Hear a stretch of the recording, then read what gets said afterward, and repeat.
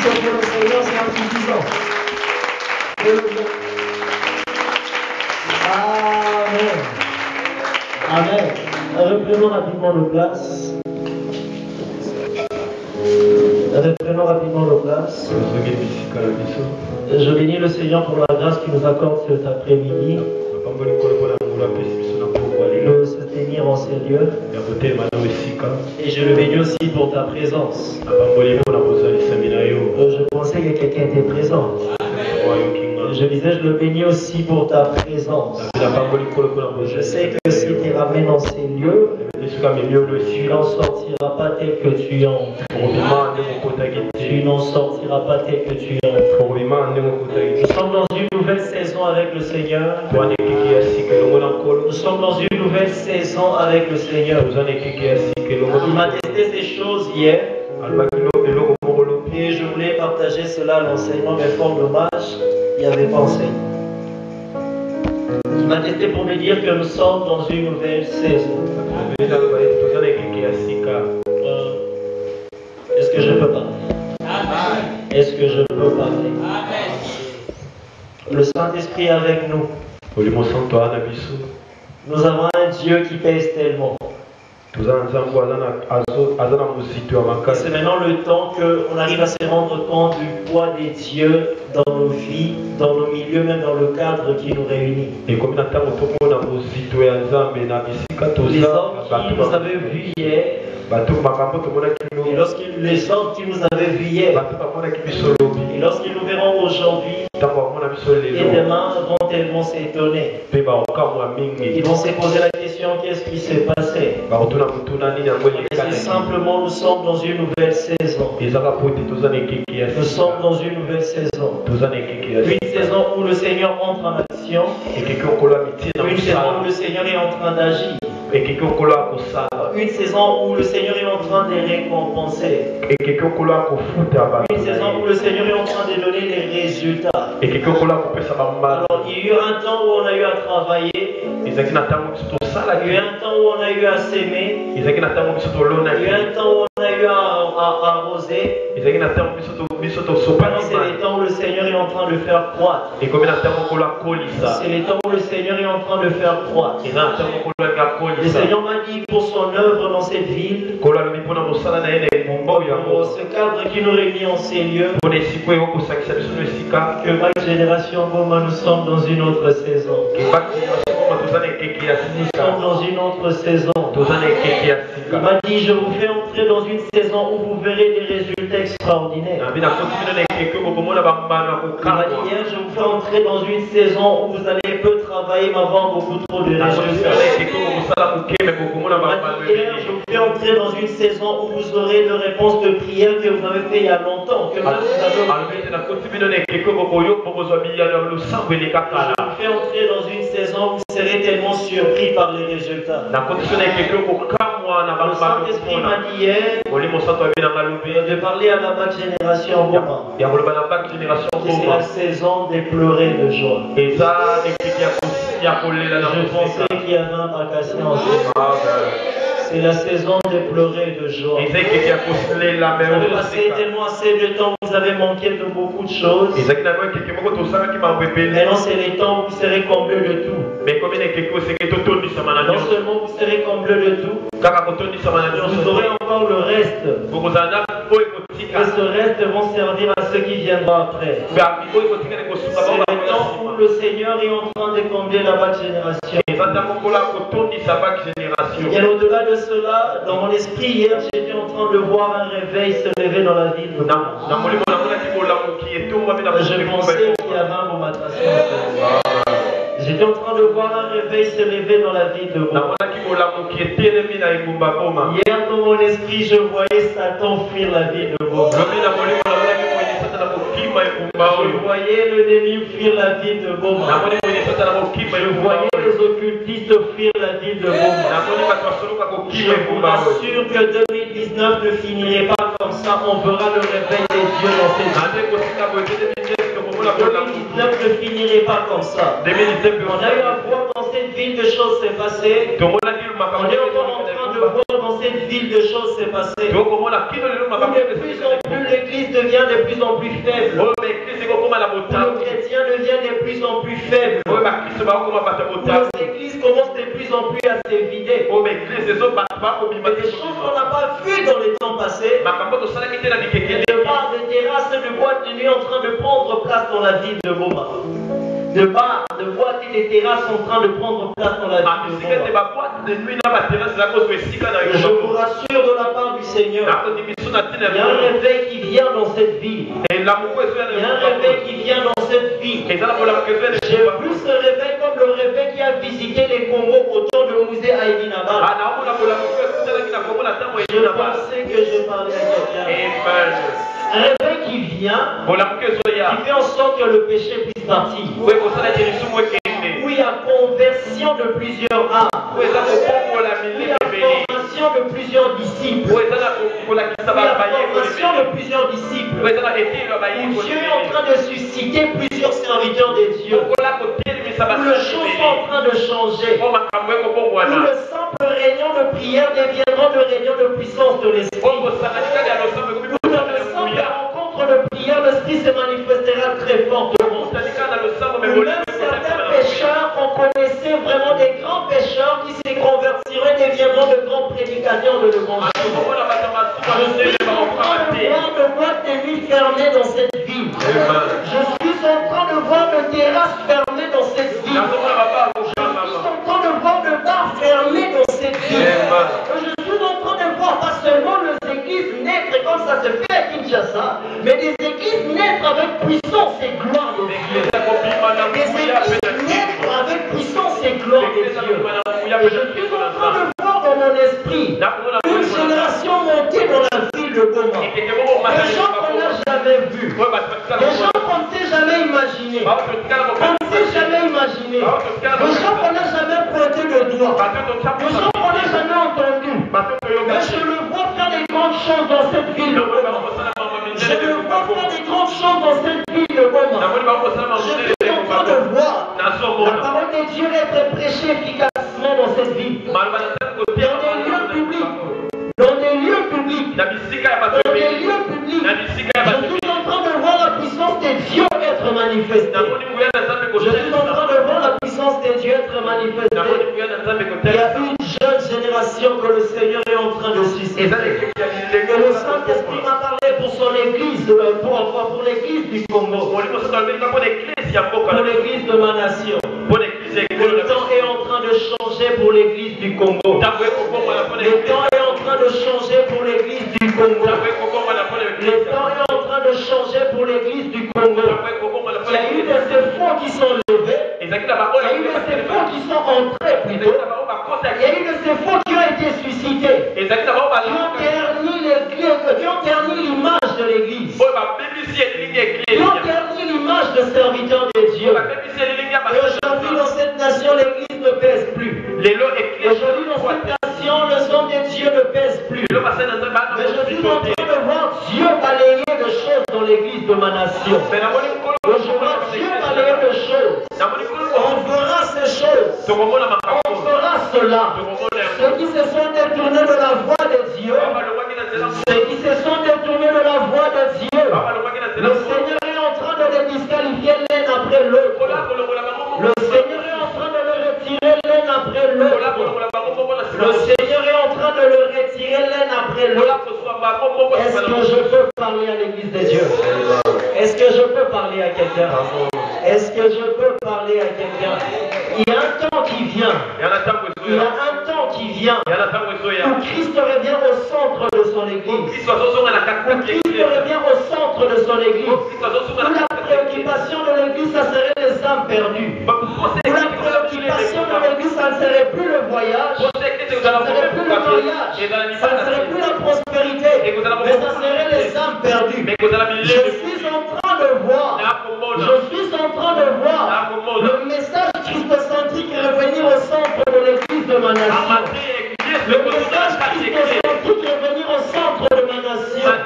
Je suis en train de voir une nouvelle saison pour cette église. Une nouvelle saison pour l'église de ma nation. Une saison où l'église devient forte. Une saison où l'église devient puissante. Une saison où l'église devient glorieux. Oui, où l'Église tient le bâton de commandement. Je suis en train de voir les choses changer dans l'église de ma nation. Je suis en train de voir les choses changer dans l'église de ma nation.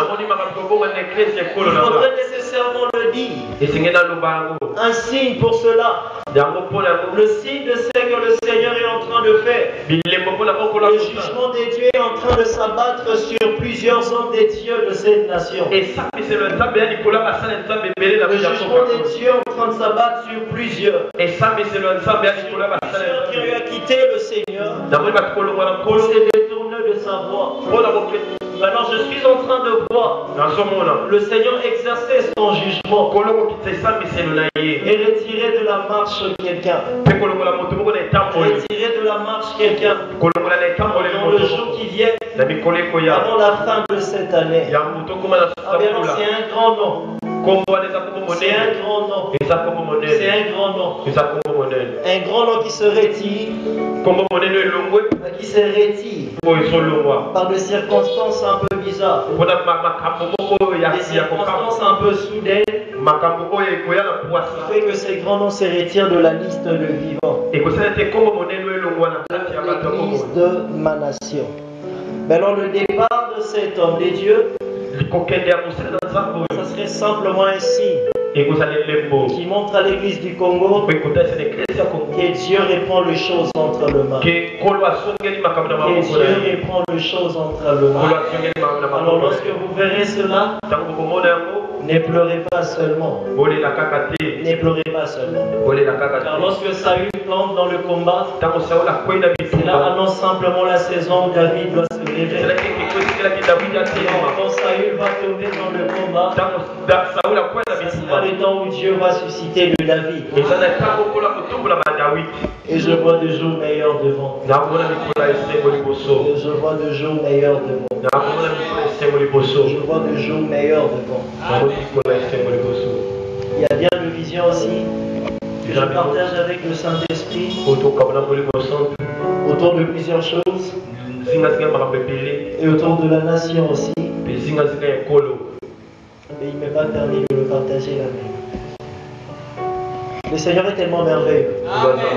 Le Seigneur est tellement merveilleux. Le Seigneur est tellement merveilleux.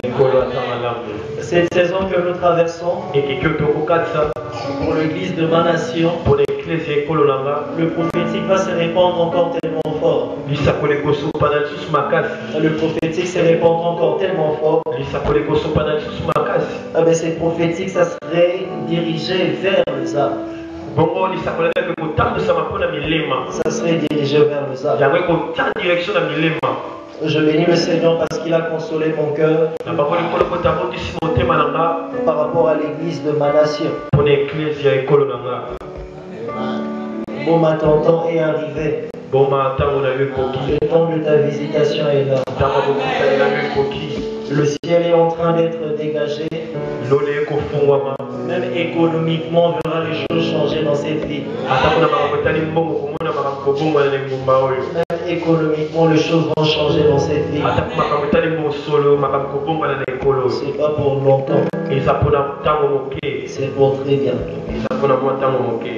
Est-ce que quelqu'un est là? Est-ce que quelqu'un est là? Est-ce qu'on peut donner gloire à Dieu? Est-ce qu'on peut donner gloire à Dieu?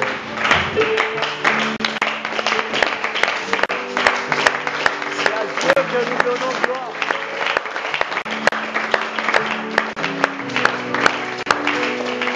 Amen. On peut s'asseoir. L'œuvre parfaite, totale, complète et achevée de Jésus-Christ. L'œuvre parfaite, totale, complète et achevée de Jésus-Christ. C'est ce dont on est en train de parler depuis le dimanche passé. Dans la grâce de Dieu, on va avancer un tout petit peu. Et si nous fait grâce, on va terminer le dimanche prochain, c'est dans le programme. Le mois prochain, c'est le mois de juillet. Ça serait un mois prophétique où le prophétique va fortement nous visiter. Où le ciel sera tellement ouvert. tout le long de ce mois, le mois de juillet, on va partager une pensée dans Acte 21:11. Acte 21:11, voici ce que déclare le Saint-Esprit. C'est ce dont on va parler tout le long du mois prochain. Si le Seigneur nous fait aussi grâce, nous aurons une retraite vers la fin du mois prochain. Le Seigneur nous fera encore tellement du bien. Alors il ne faudrait pas manquer. Avant le mois prochain, déjà les 30 de ce mois. Les 30 de ce mois, le dernier jour du mois, nous serons à la montagne. Le 30 juin à partir de 7h. Et le Seigneur me fera tellement du bien, alors il ne faudrait pas manquer à ce programme. Est-ce que quelqu'un est là? Est-ce que quelqu'un est là? On disait que juin c'est en moi. On disait que juin c'est en moi. Que tu ne passeras pas la première partie de cette année comme ça. Quand tu vas arriver dans la deuxième partie de cette année, tu auras un témoignage. Quand tu arriveras dans la deuxième partie de cette année et que tu te regardes, tu verras un grand changement. Notre Dieu, ce n'est pas un menteur. Il n'a même pas eu à mentir une seule fois. Et il ne commencera pas non plus sa carrière de mensonge chez toi. Il n'aura jamais de carrière de mensonge. Alors puisqu'il t'a dit que 2018 c'est ton année, tu vivras cela. Comme il t'a dit que juin c'est ton mois, tu vivras cela. L'œuvre totale, complète, parfaite et achevée de Jésus-Christ. Pourquoi nous sommes en train de parler de cela? C'est pour que nous arrivions à comprendre qu'est-ce que le Seigneur a fait pour nous. Qu'est-ce que le Seigneur est en train de faire là maintenant pour nous. Qu'est-ce que le Seigneur fera pour nous. On arrive à comprendre qu'est-ce qu'on reçoit de ce que le Seigneur a fait pour nous. À cause de cela, qu'est-ce que nous sommes devenus. Mais alors, on devra arriver à comprendre que c'est partant de son œuvre que toi arrives à découler. Et on a eu à aborder déjà ce sujet il y a un peu très longtemps. On a eu à parler de à la croix, l'échange a eu lieu. On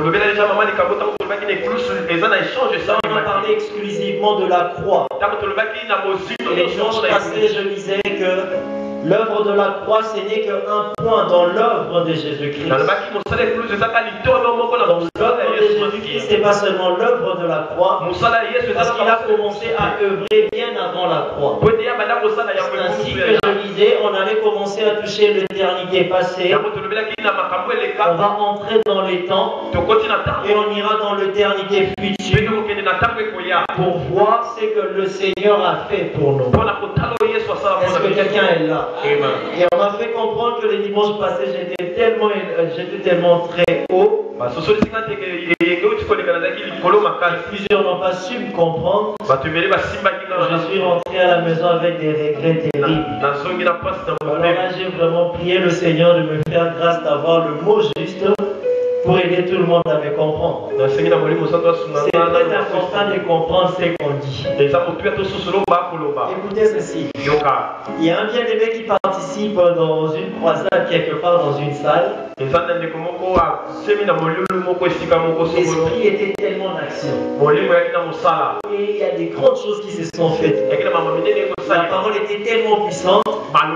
Les gens ont donné en cascade leur vie au Seigneur. Alors, dans l'effervescence de l'esprit, il y a un bien-aimé qui était derrière lui, qui le touche à l'épaule. Ce bien-aimé lui dit ceci: frère en Christ, aujourd'hui tu vas marcher. Bon, il n'a pas compris le message. L'effervescence de l'esprit, sans seulement retourner, il a dit Amen. Et il a continué dans l'atmosphère de l'esprit. Le programme a pris fin. Il sortait pour rentrer à la maison. Il y a un message qu'on lui a donné, mais il n'a pas compris le message. C'est pour nous dire de très bien comprendre le message qu'on nous donne. Pendant qu'il voulait rentrer, il arrive à l'arrêt. Il prend la moto et partir à la maison. Et il fait entrer la main dans la poche arrière pour faire sortir le porte-monnaie. Il se rend compte qu'il n'y a plus de porte-monnaie. C'est là qu'il arrive à comprendre le message qu'on lui donnait à l'église. C'est lui qui lui disait, frère en Christ, aujourd'hui tu vas marcher. Il était en train de lui dire que je viens de prendre ton argent. Alors tu n'auras pas d'autre choix que de marcher pour rentrer à la maison. Alors lui n'a pas compris le message. Et il a pris ça pour un amen. Et la bonne nouvelle, ce soir-là, il a vraiment marché. C'était pas comme un paralytique, mais il est rentré à pied à la maison. Alors, quand il donne le message, c'est important de comprendre. Est-ce que quelqu'un est là? Donc ne sois pas comme ces bien-aimés. Toi aussi aujourd'hui, tu vas marcher. Tu vas marcher aujourd'hui. Mais alors on disait ceci. Nous sommes dans 1 Pierre chapitre 1. C'est ça notre texte de base. 1 Pierre chapitre 1. J'aimerais qu'on lise simplement le verset 20. J'ai le nom du Seigneur. Dès avant la création du monde, Dieu l'avait choisi pour cela. Et il a paru dans ces temps qui sont le dernier pour agir en votre faveur. Dès avant la création du monde. Dès avant la création du monde. Alors on disait ceci, que Christ a été destiné, l'agneau de Dieu, avant même la fondation du monde. Avant que Dieu arrive à créer le monde, avant que la création commence, déjà Dieu avait un plan. Le plan de Dieu, c'était d'être en contact avec un homme. Avant même que l'homme existe, le plan de Dieu existait. Alors Christ a été l'agneau de Dieu avant la fondation du monde. Avant que Dieu commence la première des choses dans la création. Que ce soit la création qui a précédé celle que nous voyons dans Genèse chapitre 1 à partir du verset 3. Alors Christ était destiné à être l'agneau de Dieu qui viendrait pour ôter le péché du monde. Alors dans cela, on disait aussi que lorsque Dieu arrivait à créer, la pensée première de Dieu, c'était pas Adam. Adam était simplement un prétexte qui ferait en sorte que le cadre soit bien établi, où Dieu serait en contact avec l'homme qu'il avait dans la pensée. Et l'homme que Dieu avait dans la pensée, lorsqu'il se disait de créer l'homme à son image et à sa ressemblance, c'était la nouvelle création qui vient au travers de Christ. Parce que c'est cette nouvelle création qui est à l'image de Dieu et qui est à sa ressemblance. C'est ce dont on a parlé depuis le dimanche passé. Est-ce que quelqu'un se rappelle de cela? Est-ce que quelqu'un se rappelle de cela? Alors, on a eu encore à dire ceci. Christ arrive à parler dans Jean 5, 19. Que le Fils ne sait qu'il doit faire le Père. Alors si le Fils est l'agneau de Dieu qui a été prédestiné avant la fondation du monde, alors c'est qu'avant la fondation du monde, on devrait arriver à voir nécessairement aussi le sacrifice du Père. Et on a dit que le sacrifice du Père, c'était simplement perdre une partie de lui. C'était simplement perdre sa joie. Et c'est Christ, c'est son Fils qui faisait toute sa joie. C'est là qu'on a eu à le voir dans Proverbe 8, le verset 30. C'est le Fils qui faisait toute sa joie. Alors lorsqu'il accepte de perdre son Fils pour être en contact avec les hommes,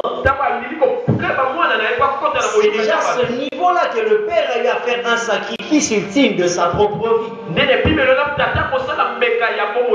Et aussi dans cela, on arrive à voir une chose. Avant que le Christ vienne, avant qu'il arrive à revêtir un corps de chair comme nous, et venir pour sauver l'homme, on a vu avant lui, il y a plusieurs qui l'ont précédé. La volonté de Dieu était aussi connue avant. La pensée de Dieu était aussi connue avant. Le désir des dieux était aussi connu avant. Mais tous ceux qui ont précédé le Seigneur ont été incapables de vivre en conformité avec la pensée des dieux. Les grands sont venus, les forts sont venus, les puissants sont venus, mais ils ont été incapables de cela. Mais la seule personne qui soit capable de vivre parfaitement la volonté des dieux, c'était seulement Christ.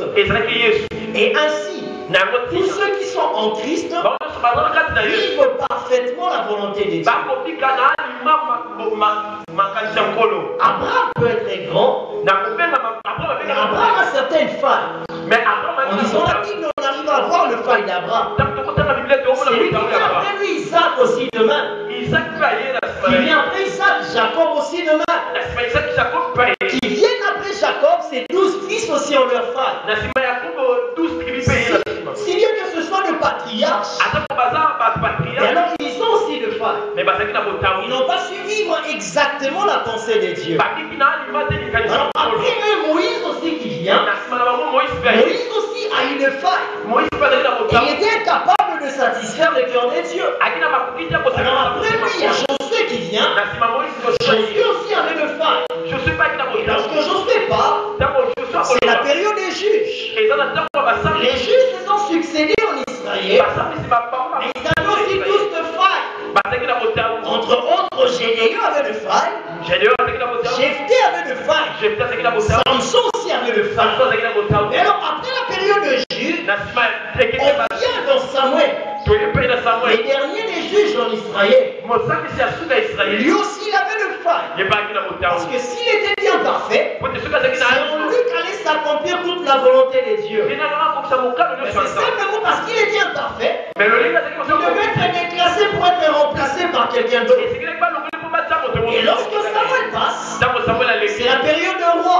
Le premier de roi d'Israël, Saül qui vient.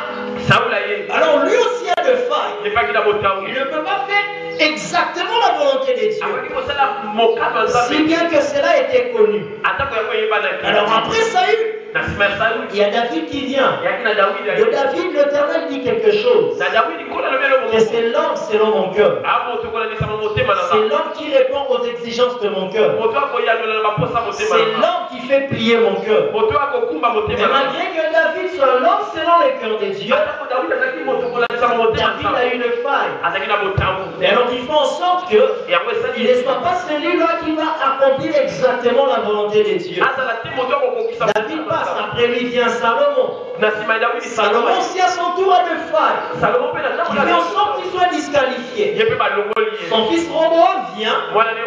Ses failles ont été tellement grandes que Israël est divisé en deux. Il y a un royaume du nord et un royaume du sud. Et à cause de ces failles, il y a un Jéroboam qui est suscité dans le royaume du nord. Et après tout cela, et tout le roi du nord, et tout le roi du sud, qui ont été suscités pour amener le peuple vers le Seigneur, pour amener le peuple vers l'Éternel. Parce que Dieu a une pensée. La pensée de Dieu, comme on le disait le dimanche passé, c'est d'être en contact avec un homme en tout temps, sans pour autant qu'il puisse avoir une interférence. Mais tous ceux qui ont été suscités ont eu tellement de failles pour accomplir la pensée des dieux, pour accomplir la volonté des dieux. Si on veut parler de prophètes, le Seigneur a suscité tellement plusieurs prophètes. Donc la pensée était que le prophète doit ramener le peuple vers le Seigneur. Le prophète doit ramener le cœur du peuple vers le Seigneur. Le prophète doit détourner l'attention du peuple du péché ou du monde pour amener cela vers l'Éternel. Mais tous les prophètes qui ont été suscités ont failli à cela. Pendant le temps de leur vie, en certaines périodes, le peuple ont pris la conscience de revenir à l'Éternel. Mais lorsqu'il passe, rien ne s'est fait. Le peuple se détourne de l'Éternel. Alors pourquoi tout cela?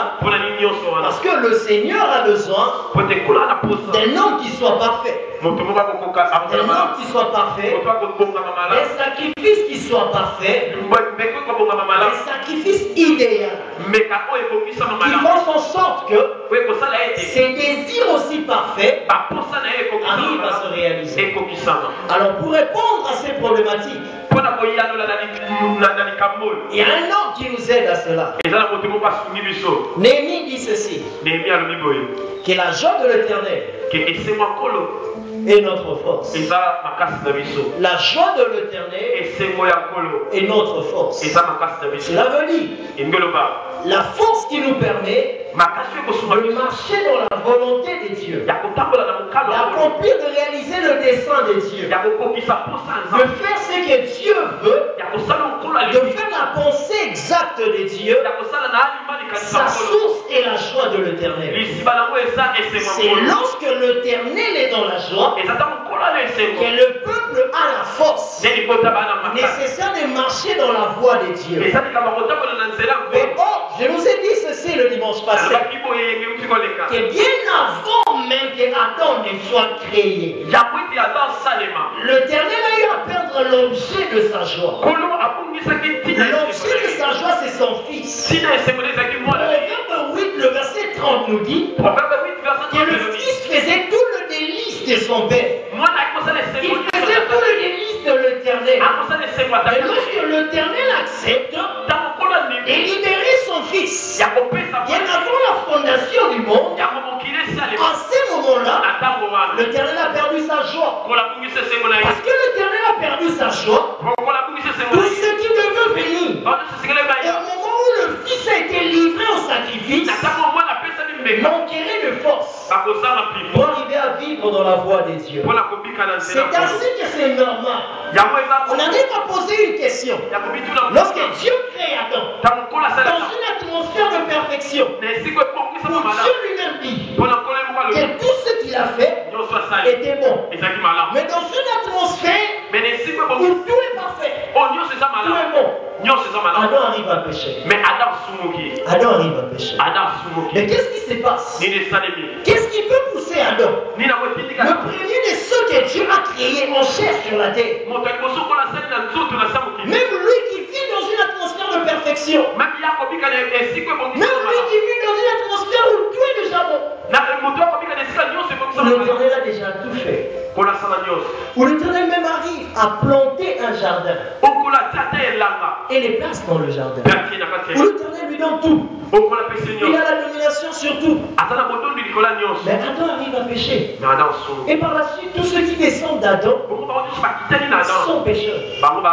Qu'est-ce qui se passe? La réponse à la problématique, c'est simplement, même quand Dieu crée Adam, c'est dans une atmosphère de perfection. Mais c'est un Dieu qui manque sa joie. Parce que bien avant la fondation du monde, il a déjà livré son fils. Il a déjà livré son fils. Et pendant qu'il livre son fils, c'est le fils qui fait l'objet de sa joie. C'est le fils qui fait l'objet de ses délices. Si l'Éternel a de délices, c'est par le fils. Mais lorsqu'avant la fondation du monde, il accepte de livrer son fils au sacrifice, Dieu perd l'objet de sa joie. Est-ce que quelqu'un est là? Est-ce que quelqu'un est là avec moi? Est-ce que quelqu'un me comprend jusque-là? Est-ce que quelqu'un me comprend jusque-là? Ne faites pas les choses comme frère, tu vas marcher aujourd'hui. Est-ce que quelqu'un me comprend jusque-là? Le message disait que je serais tellement haut, mais j'essaie un peu de descendre vraiment très bas pour que nous tous on arrive à comprendre quelque chose. Quelqu'un est là? Dans l'Éternel, pendant qu'il est en train même de créer, c'est un Dieu qui montre sa joie. Parce que avant la fondation du monde, le passage qu'on a lu, le Fils est déjà destiné à être ce sacrifice ultime. Mais alors si Adam peut a péché, c'est tout à fait normal. Parce que ce qui fait la force de l'homme à rester dans la voie de Dieu, c'est la joie de Dieu. C'est la joie de Dieu qui fait en sorte que l'homme arrive à rester dans sa voie. Mais alors, puisque l'Éternel a perdu sa joie en sacrifiant son fils bien avant la fondation du monde, tous ceux qui descendent après cet homme, c'est tout à fait normal. C'est bien normal qu'ils arrivent à tomber. Si Adam est tombé, c'est simplement parce que Adam a manqué la force nécessaire pour rester dans la voie de Dieu. Cette force a sa source dans la joie de l'Éternel. Alors, lorsque les temps se sont accomplis, il a envoyé son fils en chair. Il a pris un corps d'homme. Il est venu sur la terre pour accomplir ce qui a été déjà arrêté avant la fondation. Alors, ce qui s'est fait lorsque le Fils vient, c'est juste la matérialisation de ce qui s'était fait dans l'éternité avant que le monde soit créé. Alors, lorsque le Fils vient, il meurt à la croix. Il a pris notre place. Est-ce que quelqu'un est là? Il a pris notre place. Et pendant qu'il veut monter, il dit quelque chose aux disciples, à ceux qui sont maintenant nés de lui. J'avais bien dit quelque part que ceux qui sont nés de Christ, ce sont eux qui ont la force de faire la volonté du Père. Ceux qui sont nés de Christ ont la capacité nécessaire de marcher dans la volonté de Dieu. Alors le Seigneur dit à ceux qui naissent de lui, à ses disciples, mais pour vous, ne partez pas encore. Attendez jusqu'à ce que la promesse du Père va se réaliser. Jusqu'à ce que la promesse du Père va se réaliser. De quelle promesse il s'agit? C'est simplement la venue de l'Esprit, de l'autre consolateur, le Saint-Esprit. Et pourquoi le disciple devait attendre jusqu'à ce que la promesse va se réaliser? Actes des Apôtres, le chapitre 1, le verset 8 nous donne la réponse. Acte 1, le verset 8. Arrive à nous donner la réponse. Mais non, pour vous recevrez une puissance lorsque le Saint-Esprit surviendra sur vous. Et vous deviendrez me témoin. Et les disciples devaient commencer par recevoir la puissance avant d'arriver à être le témoin. Et pourquoi ils devaient recevoir la puissance? Parce que la venue du Saint-Esprit est le sceau d'approbation de ce que Dieu donne, de l'œuvre que Christ a accomplie à la croix. Alors, puisque Dieu est satisfait, puisque Dieu est dans la joie, puisque Dieu est maintenant content de ce qui se fait, c'est ainsi en retour, il arrive à donner de son esprit. Alors, lorsque le Saint-Esprit vient, cela atteste une chose, que le sacrifice de Christ à la croix a été accepté, que le pardon du peuple a été libéré, que son sang versé à la croix a été agréé par l'Éternel. Alors, puisqu'il agrée cela, nécessairement sa gloire doit descendre. Et sa gloire vient avec son esprit. C'est ainsi que le disciple devait attendre que l'Esprit vienne. On en parlera dans peu si le Seigneur nous donnait le temps. Il a fallu nécessairement que Christ qui vient d'accomplir son œuvre à la croix remonte vers son Père.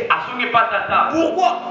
On en parlera bientôt. Et lorsqu'il remonte vers son Père, c'est le souverain sacrificateur qui entre dans les lieux très saints pour faire le service d'expiation, pour faire le service d'accorder le pardon au peuple. Et lorsque le souverain sacrificateur entre dans les lieux très saints et que son service est agréé, le peuple reste Le peuple attend une chose. De voir le souverain sacrificateur venir. Lorsque le souverain sacrificateur revient vers eux, cela atteste que le sacrifice est agréé. Mais or, le Seigneur dit quelque chose. Il est avantageux pour vous que je m'en aille. Parce que si je ne m'en vais pas, les consolateurs ne viendront pas. Et lorsqu'il parle du consolateur, en fait, il est en train de dire ceci. Allos parakletos. Allos c'est autre. Parakletos c'est consolateur. Lorsqu'il parle de autre consolateur, il est en train de dire ceci. Je dois partir. Quand je pars, je reviendrai vers vous. Ça sera exactement moi. Tout ce que je suis, tout ce que j'ai, comme je suis, je reviendrai vers vous. Mais dans une autre substance. C'est ainsi. Lorsque le souverain sacrificateur est en train de sortir du tabernacle, ça veut dire que le sacrifice est agréé. Puisque le sacrifice est agréé, le peuple doit jubiler parce que le pardon est accordé. Et lorsque le souverain sacrificateur, après avoir fait le service d'expiation, lorsqu'il est en train de sortir dans son habit, s'il était intérêt, on allait en parler. On en parlera peut-être le dimanche prochain. Lorsque le Seigneur est en train de parler à Moïse, de faire la vie du souverain sacrificateur, il a dit ceci dans sa longue robe bleue, juste en bas, on doit lui mettre des clochettes. Et les clochettes seront interférées par de grenades. Grenade, c'est le fruit du grenadier. Mais alors, on met une clochette, après une grenade, une clochette, après une grenade. Lorsque le souverain sacrificateur est en train d'entrer dans les lieux très saints, le peuple dehors, le peuple ne voit pas ce qui s'est fait, mais le peuple entend une chose, le bruit des clochettes. Lorsqu'il avance, ça fait le bruit. Lorsqu'il avance, ça fait le bruit. Jusqu'à un certain moment où ça fait un silence total. Là, le souverain est dans le lieu précis. Le peuple dehors est dans l'inquiétude. Parce qu'il veut savoir si Dieu a agréé ou non. Et ce peuple qui est dans l'inquiétude, l'assurance revient. L'assurance couvre les cœurs. Au moment où il commence à entendre des clochettes sonner, lorsque les clochettes commencent à sonner, ils sont rassurés. Et le sacrifice a été accepté. Et Dieu est d'accord. Le péché nous sont ôtés. Nous avons le pardon. C'est ainsi que vous devez attendre. Lorsque le Saint-Esprit viendra, la force qui a manqué à Abraham, la force qui a manqué à Adam, la force qui a manqué à Moïse, la force qui a manqué à David, pour faire la volonté de Dieu. Mais lorsque le Saint-Esprit viendra sur vous, vous aurez cette force. Et ça ferait que vous deviendrez des témoins. Alors, lorsque le souverain sacrificateur sort, ça fait un bruit. C'est ainsi. Actes des Apôtres, chapitre 2. Alors qu'ils s'étaient réunis quelque part. Ils s'étaient réunis quelque part. La Bible dit tout à coup, il y a un bruit.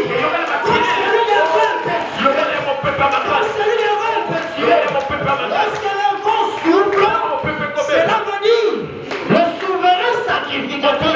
Là dans le tabernacle céleste, qui n'a pas été fait de main d'homme, il a déjà versé le sang. Dieu a recueilli le sang. Et Dieu est content. Puisque Dieu est content, il a libéré l'esprit. Il a libéré le Saint-Esprit. Lorsque l'esprit vient, cela atteste que c'est la saison où le gens ont la force de vivre dans la volonté. C'est la saison où ce qui a manqué à Adam, où ce qui a manqué à Adam, ça peut bien se réaliser. Bien-aimé, à cause du Saint-Esprit, tu ne tomberas pas comme Adam. C'est ainsi que penser. Créons l'homme à notre image. Ce n'était pas Adam. Parce que quand Adam était en train d'être créé, Dieu n'avait pas de choix. Car il avait déjà livré son fils. Mais alors lorsqu'il s'agit de toi, tu as déjà retrouvé sa joie. Parce que toi tu as vu les jours dans Actes chapitre 2. Là où l'esprit descend. Là où l'esprit descend. Or quand l'esprit descend, cela veut dire que Dieu a déjà créé le sacrifice. Et quand Dieu a créé le sacrifice, Dieu est déjà content. Il a déjà retrouvé sa joie. Il a déjà retrouvé sa joie. Son fils qui est à sa droite. Est-ce que quelqu'un comprend cela? Est-ce que quelqu'un comprend cela? Est-ce que quelqu'un comprend cela? Est-ce que le Seigneur fait du bien à quelqu'un? Est-ce que le Seigneur fait du bien à quelqu'un? Et je peux parler ou je dois m'arrêter? Est-ce que je peux parler? Ne vous en faites pas, mon coin, il y en a déjà avance. Et j'avance encore. Oui, j'avance encore. Est-ce que quelqu'un est là? Lisons quelque chose. Matthieu chapitre 27. J'aime tellement le Seigneur et j'aime tellement sa parole. Matthieu chapitre 27. Alors pendant que je parle, j'aimerais ouvrir une parenthèse pour dire à quelqu'un ceci. Tu auras une révélation profonde des Écritures. Quand tu ouvriras la Bible, tu comprendras la Bible pas comme les autres.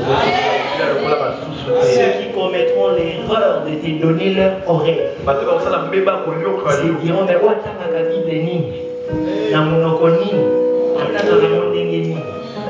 Ceux qui feront l'erreur de te donner leur oreille, ça sera comme ces soldats.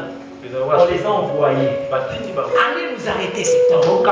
Cet homme ici, il est en train de détruire tout notre âme. Allez nous arrêter cet homme. Ils sont venus. Là où cet homme est, ils arrivent. Ils l'ont trouvé en train de parler. L'erreur qu'ils ont commis. On a déjà entendu parler de ces sujets. Même s'il en parle. Tout le monde dit ici qu'il parle bien. Avant qu'on l'arrête, on doit se rassurer vraiment qu'il parle bien. Comme ça, on aura la preuve que non, on est en train de mentir, il ne parle pas bien. La Bible dit, ils sont restés à écouter le maître. Ils ont écouté. C'était l'erreur. Ils ont oublié même qu'ils sont venus l'arrêter. Ils sont répartis auprès de ceux qui les avaient envoyés. On leur pose la question. Où est l'homme qu'on vous a envoyé arrêter? Écoutez la réponse. Jamais un homme n'a parlé comme cet homme. Ils sont en train de dire ça. Ce sont les gens qu'on a envoyés arrêter. Dans les rêves, ils lui ont donné l'oreille. Écoute ceci. J'aimerais bien prophétiser sur ta vie et sur ton ministère. Tu parleras de choses profondes de la part de Dieu.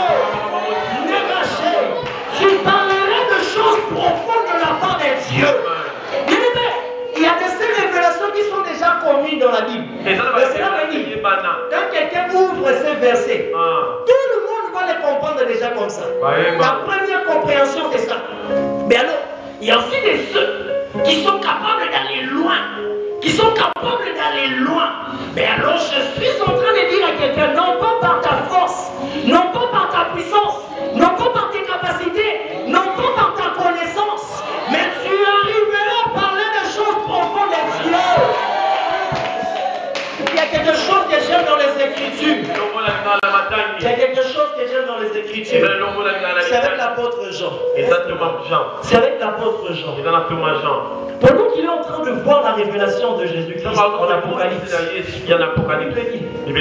il a entendu la voix d'une tonnerre. La voix d'une tonnerre. La tonnerre a parlé. Et il voulait écrire. Alors, l'ange qui était avec lui, n'écrit pas ces choses, mais scelle cela. Il a entendu la voix d'une tonnerre. Bien aimé, la tonnerre, on en parlera si le Seigneur nous fait grâce. Parce que devant le trône de Dieu, il dit, sortent 7 éclairs et 7 tonnerres. Maintenant, tu seras des ceux qui sont capables de percer le mystère. qui sont capables de percer le mystère, capables d'entendre des choses que les hommes ne peuvent pas entendre. Alors un peu plus loin, il dit que l'ange qui lui parlait est venu jusqu'à lui pour lui expliquer ce qu'il voyait. Tu vas travailler avec les anges qui ont travaillé avec les explosateurs. C'est que toi, quand tu ne comprends pas, le Seigneur enverra son ange venir vers toi pour te l'expliquer. Il y aura des anges ailleurs vraiment la chambre. À la Moussio, à l'émission Yaka, Fanda, Zoabik, Zoafé, Fongo la Bible. Genèse chapitre 1, le verset 1. Ça veut dire ceci. Je ne suis pas en train de parler en l'air, mais je suis en train de dire des choses vraies. Écoutez ceci. Regarde bien ceux qui sont autour de toi. Regarde-le bien. Regarde celui qui est à côté de toi. L'homme bien fait ce somme. Parce que ma capote, ça ne dépend pas de toi, mais ça dépend de lui. Il a testé et il le fera. Tu vas avoir des choses profondes dans les Écritures. Les gens vont aimer t'écouter. Parce que lorsqu'ils t'écoutent, ils entendront des choses qu'ils n'ont entendues jamais ailleurs. Ils entendront de nouvelles choses. Je les libérais sur quelques-uns de notre rencontre de l'école du ministère où je disais, lorsque le Seigneur me parle, il y a un temps, il m'a dit ceci. Je suis dans ma parenthèse. Il m'a dit ceci. Allégresse. Je fais de toi un homme mystère. Et je fais de toi un homme de mystère. Un homme mystère, cela veut dire que ta vie sera toujours mystérieuse, difficile à comprendre et appréhender par les hommes. Un homme de mystère, cela veut dire que tu vas percer le mystère de Dieu. Tu arriveras dans des sphères où pas tout le monde arrive. Alors je disais ceci à ceux qui étaient avec moi dans l'école du ministère. Ce que Dieu a fait de moi, c'est pas seulement pour moi. Parce que lorsque le Seigneur me parlait, dans mon sein tu étais là. Dans mon sein tu étais là. Lorsqu'il me disait qu'Allégresse, je fais de toi un homme mystère, et je fais de toi un homme de mystère. Dans mon sein tu étais là. Et puisque tu étais là dans mon sein, cette parole aussi s'accomplit pour toi. Cette parole aussi se réalise dans ta vie. Écoute ceci. Tu auras la parole de Dieu. Tu auras l'onction des dieux. Tu vas parler. Les gens vont écouter. Ils vont acclamer le Seigneur. Ils vont se convertir. Et ils seront aussi touchés par ton onction.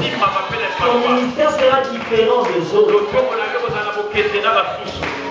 Un jour, le Seigneur m'a dit que non, il m'a appelé pour susciter une génération de vaillants.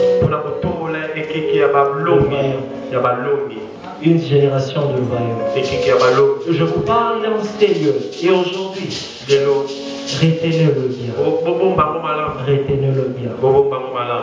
Et ce fils que vous voyez, il fera de choses plus que moi. Ce fils que vous voyez, il ira beaucoup plus loin que moi. Ce fils que vous voyez, il va bouleverser le monde. Il va bouleverser le monde. Lorsque je le vois, il n'est encore rien. Il est encore très loin. Je tremble tellement. Et je bénis le Seigneur de l'avoir accordé. Je vous rassure, je parle devant l'église de Dieu. Vous verrez cela. Vous verrez cela. 2 ans ne vont même pas arriver. 2 ans ne vont même pas arriver. 2 ans n'arrivera pas. On n'arrivera pas à 2020. On n'arrivera pas à 2020. Et lui, je parle bien des 2020. Il va faire des choses plus que moi. Non, je parle des mon vivant encore. Des mon vivant encore. Il y aura des grands rassemblements puisque je l'aurai. Il y aura un grand impact puisque je l'aurai. Il y aura une grande onction puisque je l'aurai. Une grande puissance m'accompagnera puisque ça ne m'accompagne. Il va faire des grandes choses avec le Seigneur. Et il ira très loin avec le Seigneur. Très loin. Très loin. Lorsque Jean-Baptiste naît, la prophétie dit que l'esprit et la puissance d'Élie va marcher avec lui. L'esprit d'Élie et la puissance d'Élie marcheraient avec lui. Mais dans l'esprit et la puissance d'Azara va marcher avec lui. Va marcher avec lui. Il va être donné le monde. Il va être donné un prophète authentique. Un prophète authentique. Un prophète authentique. Que cette génération n'a pas encore eu à voir. Que cette génération n'a pas encore eu à voir. Que cette génération n'a pas encore eu à voir. Un prophète authentique. Le Seigneur m'a appelé pour susciter des généraux. Le Seigneur m'a appelé pour susciter des vaillants. Le Seigneur m'a appelé pour susciter des forts. Je ne suis pas faible, moi. Je ne suis pas petit. Je ne suis pas moindre. Le Seigneur m'a appelé pour susciter des gens qui vont me dépasser. Qui vont me dépasser. La Bible dit que le fils sort comme des flèches dans le carquois d'un guerrier. Alors tu es dans le carquois d'un guerrier qui s'appelle Allégresse Azara Avant. Puisque tu es comme la flèche, je prends simplement l'arc de mon onction et je t'éprends pour te propulser dans ta destinée. Et je te rassure, vous vous rendez compte d'une chose, la flèche va beaucoup plus loin que les guerriers. La flèche va beaucoup plus loin que les guerriers. Donc même si les guerriers doivent courir après la flèche, les guerriers n'auront jamais assez de force pour atteindre la flèche en courant. La flèche qui est dans le carquois du guerrier, lorsque le guerrier le lance, elle court beaucoup plus vite et beaucoup plus loin que le guerrier. Je suis en train de prophétiser sur un fils en ces lieux, que tu vas arriver aussi loin que ton père. Tu vas arriver aussi loin que ton père. Tu vas arriver aussi loin que ton père. Dans ces régions, dans ces sphères, dans ces régions, dans ces lieux que je te fais arriver, tu vas arriver. Et même aussi en esprit, je suis en train de libérer cela sur quelqu'un, que tu vas arriver aussi loin que ton père. Amen. Tu vas arriver aussi loin que ton père. Amen. Dans des lieux où il ne sait arriver. Toi, tu vas arriver. Amen. Toi, tu vas arriver. Amen. Élisée, vous pouvez demander le double de l'esprit de Élie. Si Élisée vient auprès d'Élie et lui demande le double de son esprit, c'est parce qu'il sait que l'homme de Dieu, Élie, est capable de libérer le double de son esprit sur quelqu'un. Amen. Ah bien alors, je te rassure, pas le double, mais au-delà du double, tu recevras. Amen. Ah, je pensais que je parlais à quelqu'un. Non, pas le double, mais au-delà du double, tu recevras cela. Au-delà du double, tu recevras cela. Amen. Vous savez, de choses que je dis, de choses que je libère, c'est pas pour plus loin. J'en parle pour là maintenant. J'en parle pour là maintenant. Amen. Je vais faire une marche avec le Seigneur. Très petit encore, mais le Seigneur m'a fait grâce de les connaître. De les connaître pas comme les autres l'avaient connu. De les connaître différemment. De les connaître autrement et de le manifester puissamment. Très petit encore, je suis en train de dire. Eh bien alors, quel que soit le niveau où tu te retrouves, la grâce de Dieu sera sur toi. Amen. La grâce de Dieu sera sur toi. Amen. Tu connaîtras le Seigneur. Amen. Tu connaîtras le Seigneur. Amen. Et il y a des données qui vont changer dans la vie de quelqu'un. Il y a les données qui vont changer dans la vie de quelqu'un. Ceux qui t'avaient connu avant vont s'étonner quand ils te verront. Amen. Vont s'étonner quand ils te verront. Amen. Vont s'étonner quand ils te verront. Amen. Je ne sais plus fermer ma parenthèse pour continuer dans le message parce que le temps est déjà avancé. On va continuer sur cela le dimanche prochain. Que le Seigneur nous fasse grâce. Amen. Est-ce que pendant quelques minutes, tu peux m'accorder quelques minutes et te lever là où tu es, s'il te plaît. Et j'aimerais affecter la vie de quelqu'un. Lève-toi là où tu es, s'il te plaît. Tenez bien ces choses que ce fils ira loin avec le Seigneur et il fera de grandes choses. Amen. Et il fera de grandes choses. Il fera de grandes choses. Tu auras le respect de ceux qui t'ont précédé. Tu auras le respect de ceux qui t'ont précédé. Amen. Et je déclare, rien de tout ce qui a vaincu tes pères ne te vaincra. Rien de tout ce qui a vaincu tes pères ne te vaincra. Là où tes pères sont tombés, toi tu vas rester debout. Amen.